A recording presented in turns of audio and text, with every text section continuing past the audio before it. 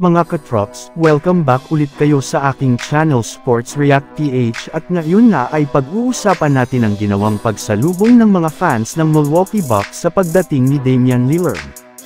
Pag-uusapan na rin nga natin ngayon dito sa ating panibagong video ang balitang trade ulit nga daw ng Portland Trail Blazers si Malcolm Brogdon.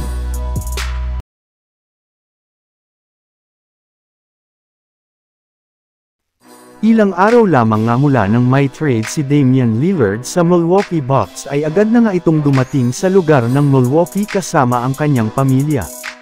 At kasabay nga niyan ay hindi na nga siya nagsayang pa ng oras gayong agad na nga siyang pumunta sa arena ng Bucks na Fiserv Forum kung saan sinalubong nga siya dito ng at least 5,000 na fans na naghintay at nag-welcome sa kanyang pagdating sa kanilang kupunan.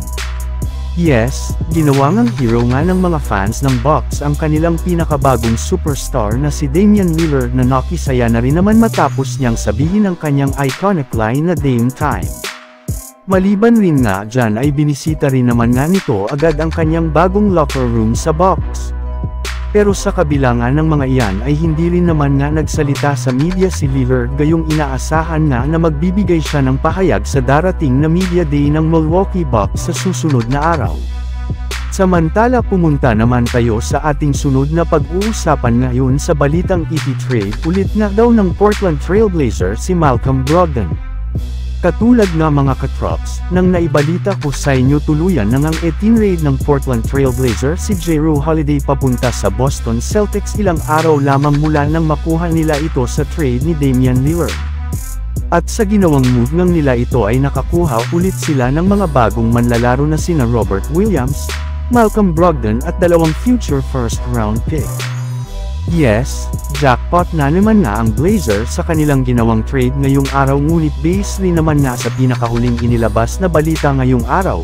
Balak ulit nga daw nilang trade muli ang kanilang mga nakuhang bagong player na si Malcolm Brogdon at panatilihin rin naman si Robert Williams upang sa ganon ay makakuha sila ng mas marami pang future draft pick para sa kanilang gagawing rebuilding process sa mga susunod na taon. At dahil nga mga katrops, available na ulit si Malcolm Brogdon sa loob ng trade market ay isa na nga siya sa mga posibleng makuha ng Los Angeles Lakers sa isang trade kung sakasakali mang pumalpak ang kanilang magiging kampanya sa darating na season.